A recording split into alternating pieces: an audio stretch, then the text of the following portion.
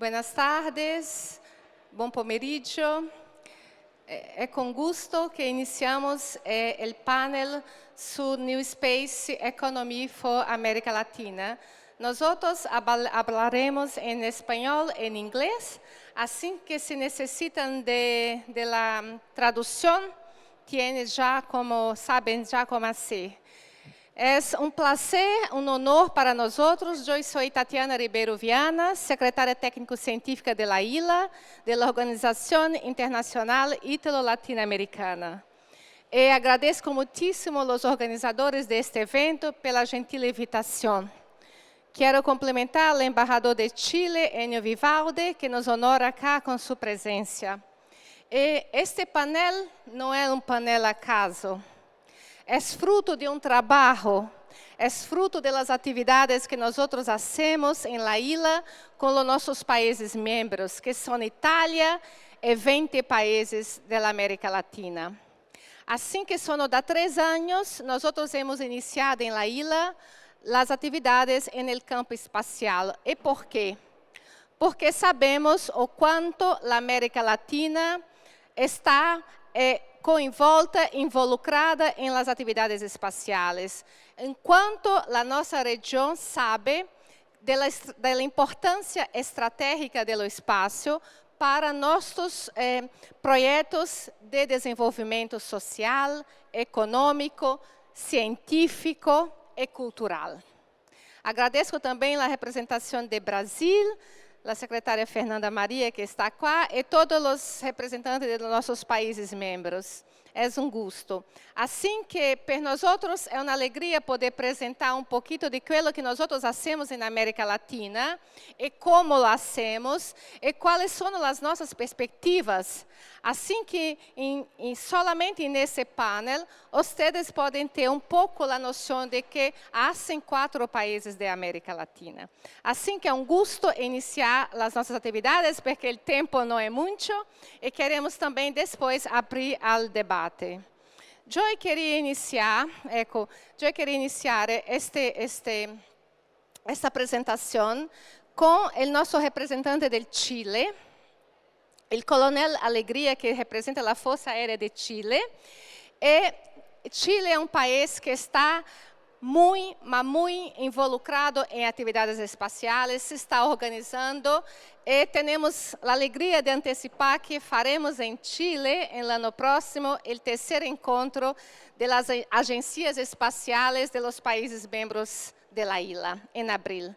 Assim que tenho o honor de iniciar com o Chile. Coronel. Muchas gracias.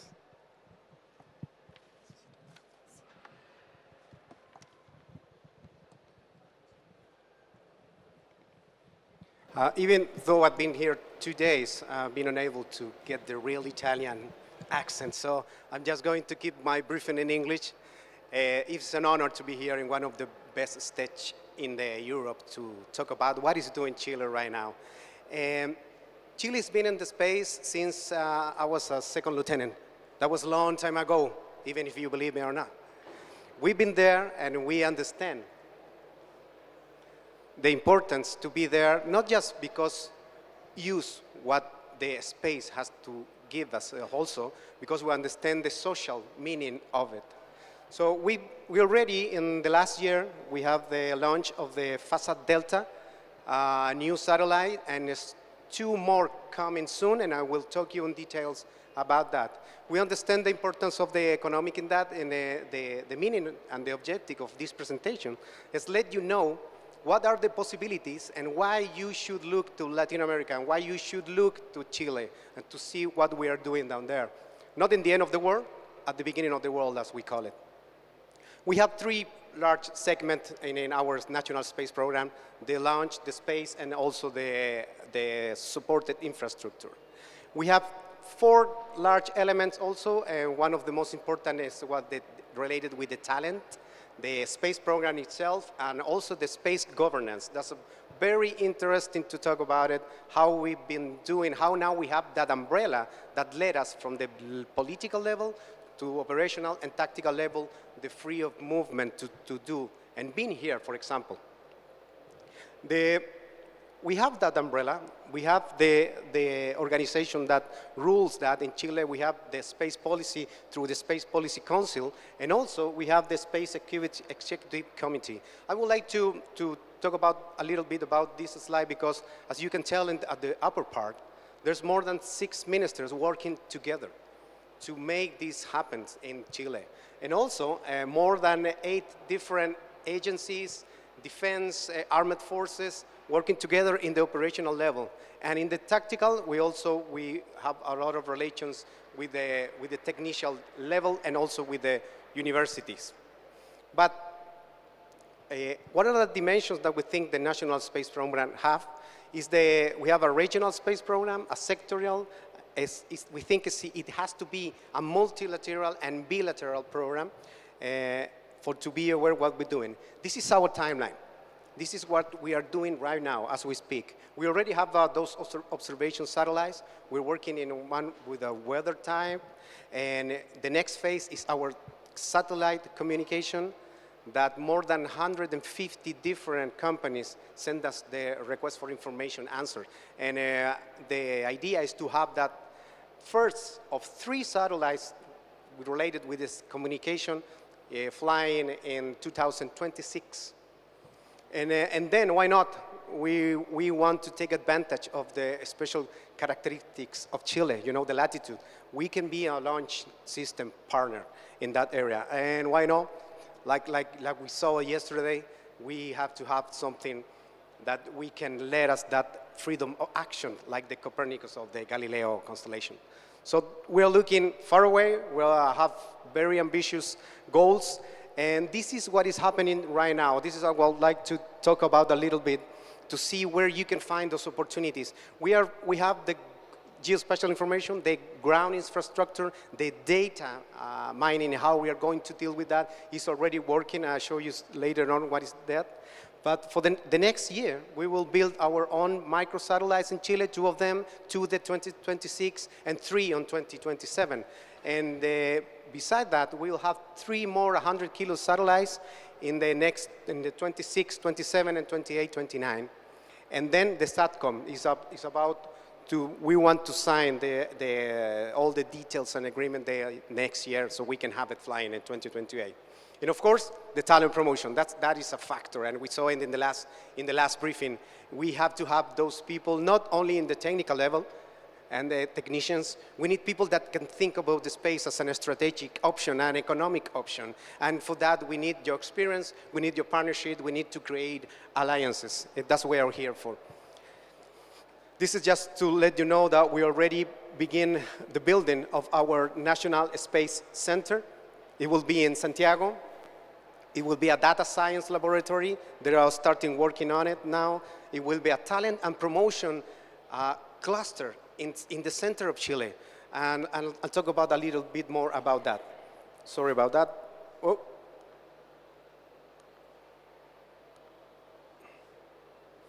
Beside the center, that building in the center of Chile, we will have also in the north part, and in the center we will have 2, and also in the southest part of South America, next to 2 hours from Antarctic, we will have another one. Each one of them will have different objectives. Even though all of them can do the same things, we will orient them. For example, the observation in the north and the radar and the SAR radar in the south part because of the weather, because of what we want to use them, for example, for the illegal fishing in that area and cooperate international with our partners.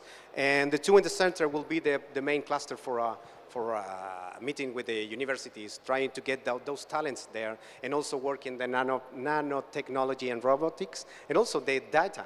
We have a huge data centers in that area.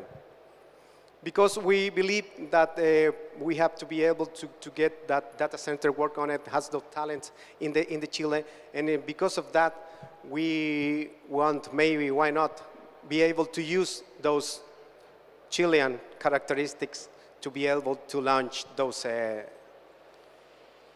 rockets maybe in the near future. We think of the space as a resource, We think of them as the opportunity to improve the quality of life of the Chileans. So that's why we're already working with the lowest level in different schools with different space programs, because like we saw in the last briefing, is the principal opportunity to end up like a gender inequality. That's where we have to start. That's where we have to show them, those little boys and girls, that they can be an astronaut maybe in a couple of years. So we understand how the space economy helps to improve the quality of life of the Chileans. That is our government, and Chile decides to give the priority to this kind of space program. Thank you very much.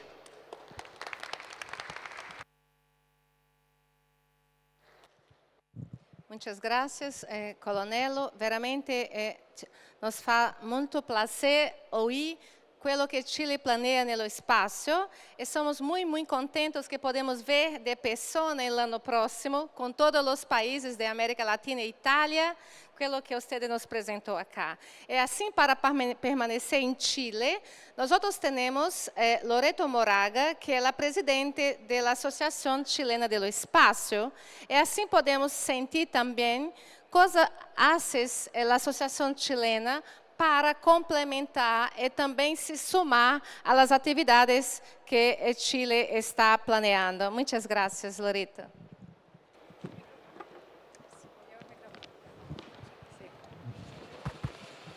Hello. First, this is an honor to be here, so thank you very much for the invitation. Well, I'm going to complement some of the ideas given by Captain Arevalo. Basically, I represent an organization, a private organization, non-profit. We are a group of professionals and emerging little companies related to space. What we are going to do is to create the basis for the ecosystem in Chile, because now we have the deadlines. The state, through the defense sector, the Chilean Air Force, has set this very ambitious program, which is perfectly well. But we need to work on capacity building. I think that is our big challenge. We have agreements with most of the universities in Chile. We have one of them leading this program, which is University of Chile, with the Suchai satellite program. They have 3 satellites and 3 to come. But there's more than 7, 8 other universities working on that as well. And together with the Chilean Air Force, trying to build capacities in universities and also technicians institutions. But we need to create also the ecosystem from the private sector and link the space with the traditional economy sectors in Chile. We have just set up, together with the Chilean Chamber of Mining Association, we have set up the Astromin. Astromin is a foundation of space mining. And the idea is to apply all the knowledge and try to get the mining, the miners, to see all the ample use, the wide use of the space technology. Notwithstanding that we do not have a space agency, someday we are going to have one, but we don't need to wait for that. That is important. We need to do a space from ourselves for now, led by the Ministry of Science for now, but in the future we expect to have the agency, because we need to have a function, organization that not only create a strategic, national strategic or governance about the space, but also to be a part of international programs, international collaboration. We need to have capacity building, some autonomy technology, but also be part of international programs, because space is expensive, it's difficult. It's rocket science, at least. So that's it. Thank you. Muchas gracias, Loreto. Ustedes tocou em ponto fundamental para toda a América Latina, que é a formação. E nós em EILA somos muito bem contentos de investir muito em la formação na América Latina. E agora estamos investindo também na formação no setor aeroespacial. Eu estou muito contente que nesta manhã hemos apenas tenido uma comissão de seleção de las becas para os cidadãos latino-americanos em Itália. Hemos incluído o setor de ciência e tecnologia espacial. Hemos hoje selecionado 2 latino-americanos para venir em Itália em sua formação em ciência e tecnologia espacial. Esperamos de aumentar, porque temos acordos com as universidades italianas que também oferecem becas aos cidadãos latino-americanos na área aeroespacial. Assim que é importante difundir na América Latina essas oportunidades. Falando de países que se estão organizando com sua agência espacial, que se estão organizando em seu setor aeroespacial, eu queria convidar agora a Verônica La Regina, que eu la chamo l'Ítalo colombiana, porque Verônica agora está como uma consultora especial da Banca Interamericana de Desenvolvimento, está dando grande apoio à Colômbia em sua organização institucional no setor espacial. E nós outros de ILA estamos suportando também essa atividade. É assim que queremos conhecer pouco como a Colômbia está avançando nesse setor, Verônica. Muitas graças.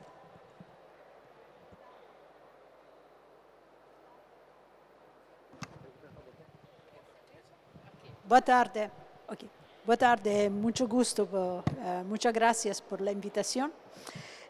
Voy a hablar en inglés como los otros panelistas, por tanto, que lo que conto. Yo soy Special Advisor for the Inter-American Development Bank, and I'm supporting the presidential team of the Republic of Colombia to establish the National Agency for Digital Security and Space Affairs. So first of all, as you can see, the title is going to be a National Agency for Digital Security and Space Affairs. So I would say that there is a strong message in a way that they would like to implement a space that is safe, secure, and enabling socio-economic benefit of society. How we are working there? So directly when the new government has been established in their national plan, they identified the 7 areas of transformation to bring Colombia to the next level of growth. And transversally to this one has been identified the needs to have a national agency to leverage on the 6 transformation areas identified by the plan. So directly the presidential team proposed to the Parliament, Congresso, a national law to approve the establishment of the space agency. It is still under debating. The text of the law has been passed already a number of steps, so we have definitely a good hope to have the establishment of the National Space Agency next year in the first quarter. There are 3 lines of mainstream at the moment. One, it is to build interinstitutional, so at level of national level, the dialogue among the different entities, ministry involved, agency already establishment, in not only that they can have a play role in the space sector, but also for social development, because they have foreseen that space can enabling the country to have a higher growth rate in a shorter time.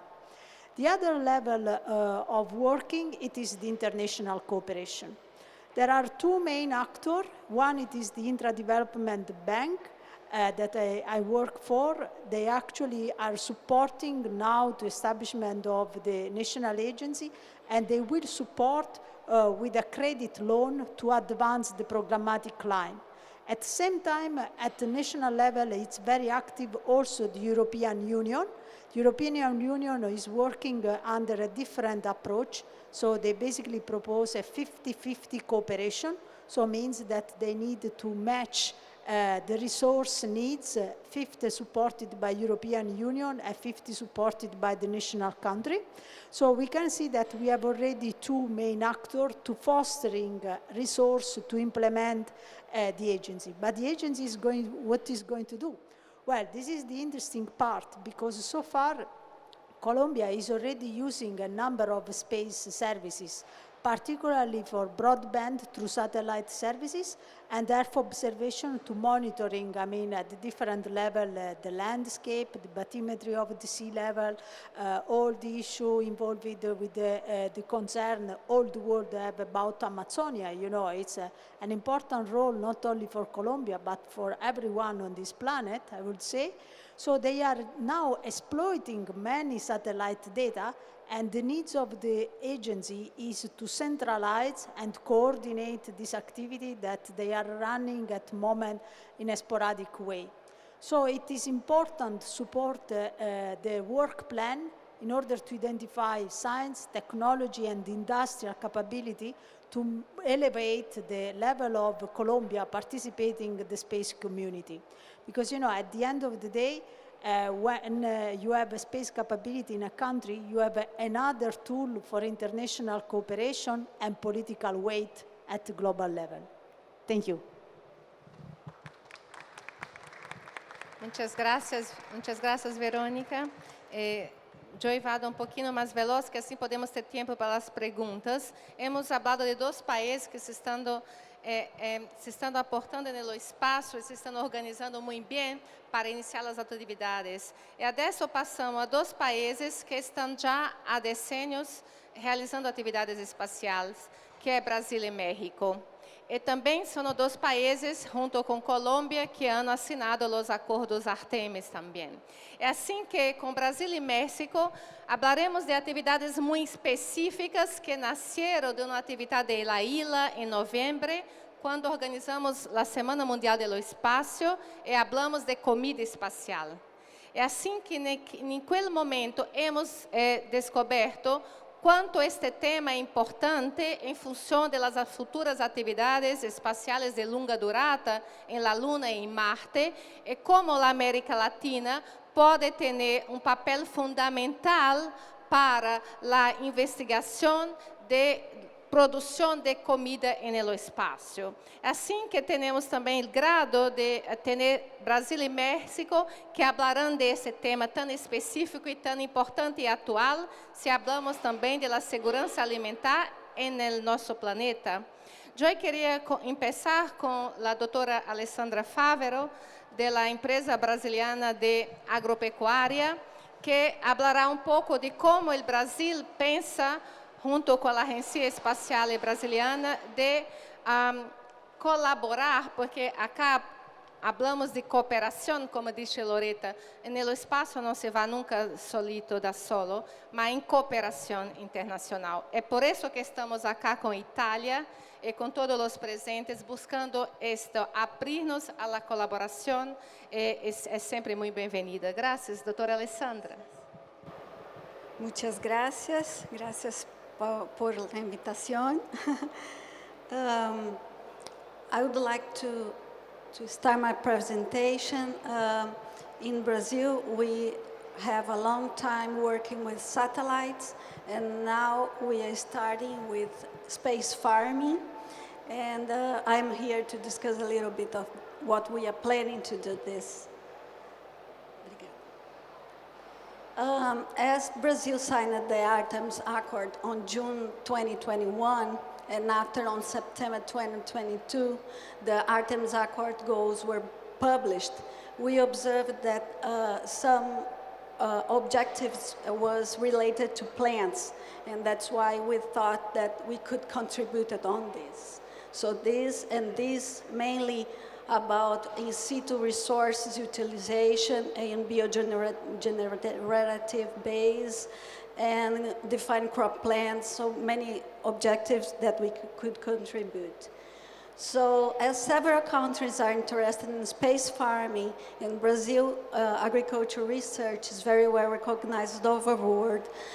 We think that we could advance in the development of crop production system in two complementary systems, like one source of carbohydrates as sweet potato, and the other one is source of proteins, that is chickpea.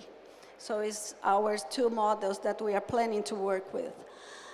many spillovers effects we think that we will get on this research, and we can have many agreements, international ones and national ones, can be signed for a long term. So we think that we could help in present and future agriculture research teams, mainly in climate change, and we observe in vertical farmings and acquire interesting traits in the genetic breeding.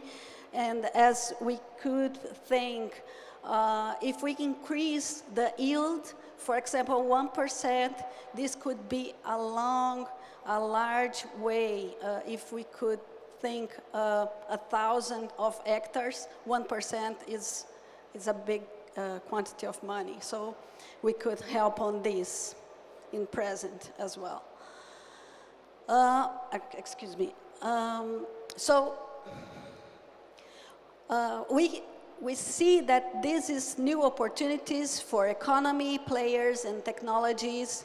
New cultivars could be released as disease-resistant, drought tolerance, increased yield, and we can use artificial intelligence like robots, precision agriculture, learning machine, and using to save money as well, and helping preventive breeding, to foresee climate change, what will going on, and sometimes we are delayed. So we have many impacts in social, environmental, and economical impacts.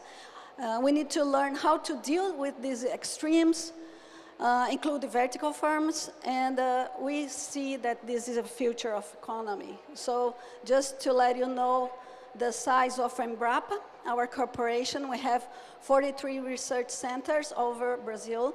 So we have 8,000 employees and 2,000 of researchers.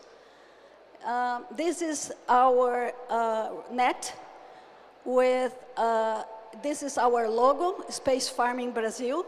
We have 13 institutions. One is American, is University of Florida, and this is always about 30 researchers. So it's a big net that we have working in space farming in Brazil today. Sorry. So I talked 2 times. Yeah. So space farming, we can tell that it's divided in 3 phases. The first phase is in simulation on Earth, in plant growth chambers. So it's a 4-year project. The idea is to adapt sweet potato and chickpea cultivars for grown in aeroponic and hydroponic systems in plant growth chambers.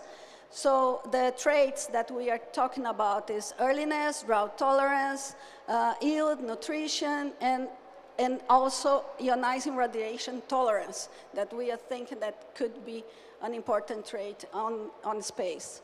And all of this needs to be a sustainable system, so it's a closed and bioregenerative system.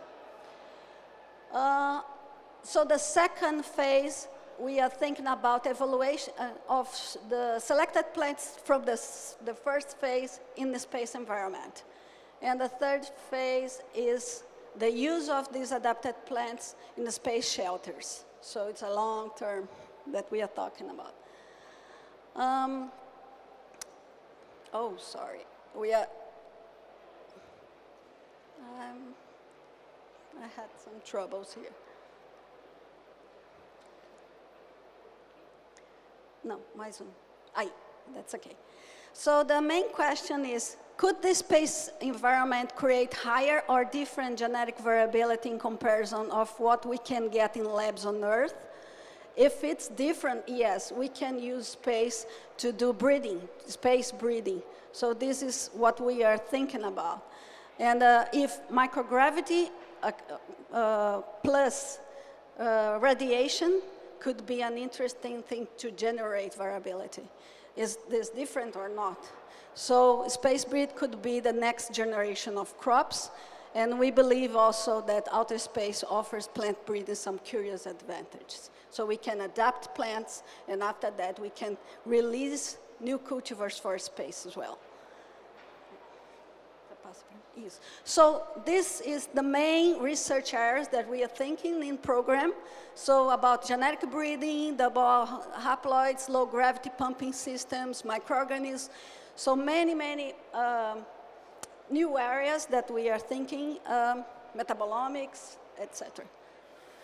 So as I thought about satellites, that we are thinking about space farming, we think that this is new models for business, management, new partners for agribusiness, new products like space biofactories, new cultivars and technologies. Agriculture is an easy term for marketing. Everybody knows about this.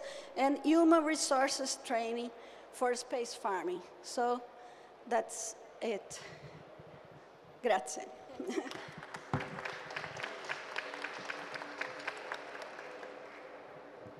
Grazie Alessandra, veramente interessante. Per rimanere nell'area della ricerca del cibo, desculpe, sto hablando in italiano, però penso che la traduzione, però per permanecer nella investigazione della comida espacial, queria trazer também o exemplo e a experiência de México, que participou também na ilha em nosso seminário e tem acá stand com sua experiência e tudo aquilo que está nascendo nesse campo que é muito importante.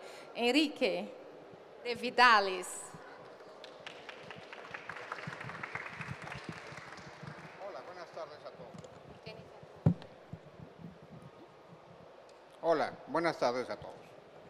Bueno, nosotros somos una empresa individual.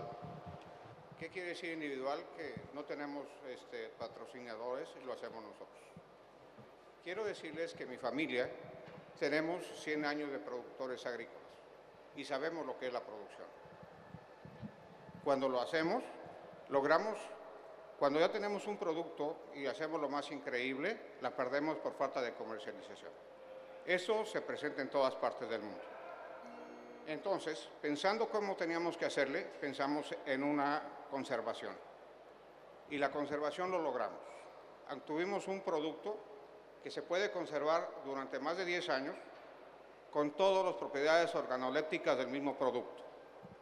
Esto nos llevó a concursar directamente en la NASA.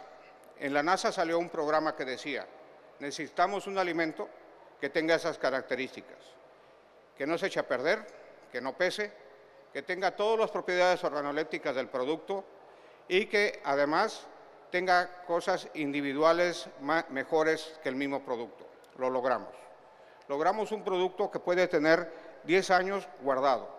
Las propiedades organolépticas ojalá puedan pasar con nosotros al grado a donde estamos en el número 21 y van a probar la deliciosa productos que tenemos. Las proteínas las individualizamos y ahí tenemos espinacas hasta de 23-24% de proteínas. Pero esto no es lo importante.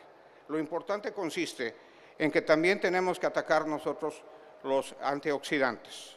Los antioxidantes se sacan directamente de los vegetales. El problema número 1 que estamos viendo de los astronautas es que los astronautas tienen problemas psicológicos muy fuertes por falta de antioxidantes. Y así los tiene todo el mundo.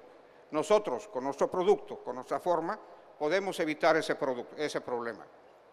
Ya teniendo ese producto, ganamos un concurso mundial en la NASA. Con mucha experiencia de esto y poco a poco comenzamos a tener más experiencia y logramos hacer otra cosa impresionante. Logramos conservar los antioxidantes por más de 10 años. Esto nos llevó a pensar que podía ser un alimento para el mundo. ¿Y el mundo qué quiere? Un producto que le sirva, que no tenga problemas para transportarlo. Y no tiene problemas para transportarlo, ¿por qué? 1 kilo para nosotros nos puede dar 6 kilos de fresco, nos puede dar 1 kilo de producto. Esto lo hacemos en vegetales y en frutas. Entonces, si tenemos ese producto para nosotros, dijo, es excelente. Pero no solamente hicimos eso, hicimos de 50 kilos un kilo. Esto pensamos directamente en la NASA y dijimos, o directamente en las agencias espaciales. ¿Se imaginan ustedes llevar un producto a la Luna pesando 50 toneladas? Necesitamos un ferrocarril, un tráiler completamente cargado. Logramos hacer ahorita esto. De 50 tráilers, nomás se va a llevar un tráiler, 30 toneladas. el espacio fue mínimo. Y no todavía fuimos más, hicimos pastillas para que el volumen se redujera. Esto nos ha hecho pensar que podemos tener una cosa importante, podemos salvar vidas en el mundo y salvar la vida en el espacio. Nuestro producto es vivo. ¿Qué quiere decir? Que podemos tener una micropropagación, podemos tener una fuerza impresionante para el espacio. Queremos pedirles a todos, y es una de nuestras funciones, primero darte las gracias a ti, Tatiana, porque para nosotros es importante. Gracias, Laura. Miren, nosotros necesitamos apoyo, necesitamos más investigación. En México no lo logramos, porque no nos lo dan nuestro gobierno, desgraciadamente. Pero sabemos que todos estamos en la misma mesa, como dijo la reina Leticia. Nosotros tenemos la mesa para todos, y la mesa es importante. La ONU dijo una cosa que es importante y es increíble. Faltan 5 años para que produzcamos 70 meses más de nuestro producto o vamos a morir de hambre. Si nosotros llegamos a una conservación, podemos quitarnos ese producto, vamos a conservar nuestro producto, vamos a conservar nuestros genes, vamos a ver más plantas que hay en el mundo que podemos utilizarlas para comer. Yo invito a todos ustedes a que hagamos un fin común. Y si es mala mi tecnología, no importa, pero vale la pena experimentarla. Vamos a hacerlo. Invito a todos.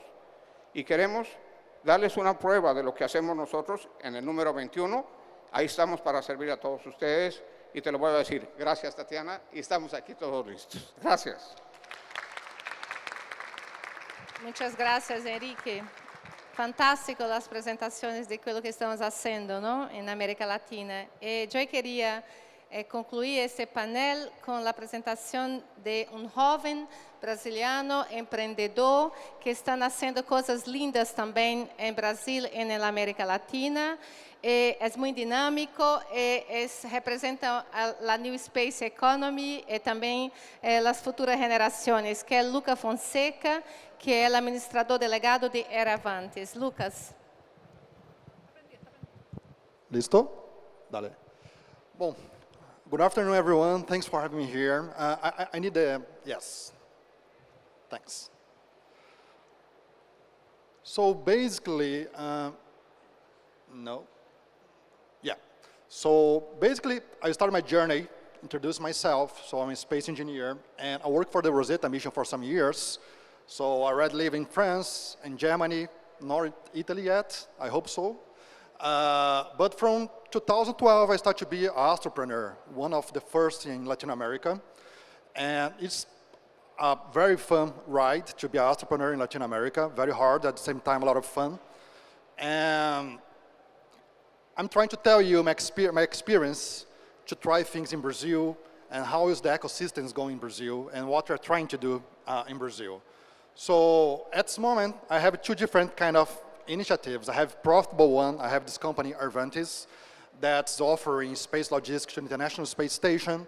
We are also selling small sets to the Latin American market.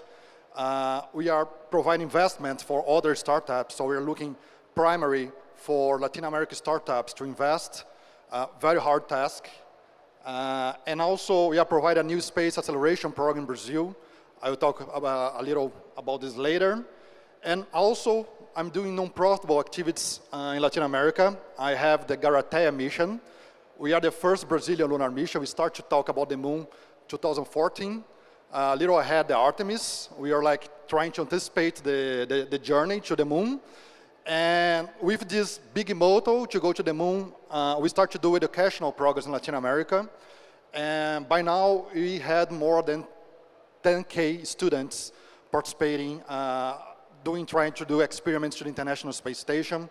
This is an amazing experience. It's so nice to see like a next generation of people interested about space, and I'm very proud about this one. One thing that's very important is to create an ecosystem for startups in Latin America. We don't have this yet. It's a very hard task because we depend a lot on the government, but we are trying to do on a private perspective. So basically, what we need to do is to qualify space entrepreneurs. We need to find a way to be attracted to the world. So why Latin America could have like benefits to be part of the space ecosystem, what you can bring to the game to be different from the others. and also find a way to raise money to do mobilizing projects. How, for example, Brazil can reach the moon, how we can be part of the space economy, and this is very hard depending only on the government. So we are trying to find other ways to raise money, not only depends on the government, and also trying to raise money, talking to the private sector, talking to the capital, try to understand the users. So we are trying a lot of different perspectives to implement a sustainable ecosystem, especially in Brazil. One of the things is the acceleration program that started some years ago. São Carlos is a city not far from São Paulo. By now, we had 17 startups participating in the programs, 15 of them from Latin America, 2 of them from other countries. Most part of the startups came from Brazil, but we have startups from Chile, we have startups from Mexico. And the idea is to integrate in a hub, a regional hub, trying to implement this ecosystem. Another thing that we are doing together is Space Startups Alliance. We have some startups that are trying to be sustainable at this moment, and we found together this alliance, trying to reunite in the same place young people that are trying to implement like entrepreneurship, space entrepreneurship in Latin America. By now, we have 13 associated companies being part of this alliance. And finally, we are trying to do this lunar mission that we call Garateia. Garateia from our native language is the search for life, and the name came from the idea to send bacteria to the moon to try to understand how extremophila bacteria can survive the harsh environment on the moon. And we are one of the missions that were qualified by the Brazilian Space Agency. We are trying to do, not completely, but most part privately. This mission to the moon is a CubeSat, 6-unit CubeSat, not very big, but the idea is to include Brazil as part of the new cislunar economy. So this is the main idea that I'm trying to sell, to evangelize in Brazil, how to coordinate different segments, government, industry, users, and capital, and how to put there in the same table to talk about space. By now, only governments talk about space in Brazil. We don't have a lot of users talk about space. The capital market is very far from the space perspective, so we need to evangelize, we need to try to reach them as soon as possible. And also the industry, we have a lot of legacy industry in Brazil. We are trying to bring new space industry to Brazil, but it's a very hard task. So the idea here is to try to put in the same table the 4 stakeholders to talk the same language. Thank you. This was my presentation. Gracias, Lucas. Yo pienso que nosotros hemos terminado el nuestro tiempo, pero era muy importante tener este panorama de América Latina, de muchas perspectivas.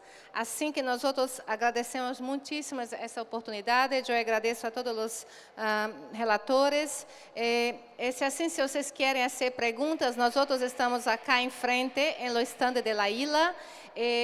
Los relatores estão allá e podem responder as perguntas que queres ou comentários ou também fazer encontros bilaterais. Assim que, grazie molto per questa opportunità. Muitas gracias. Muito obrigada.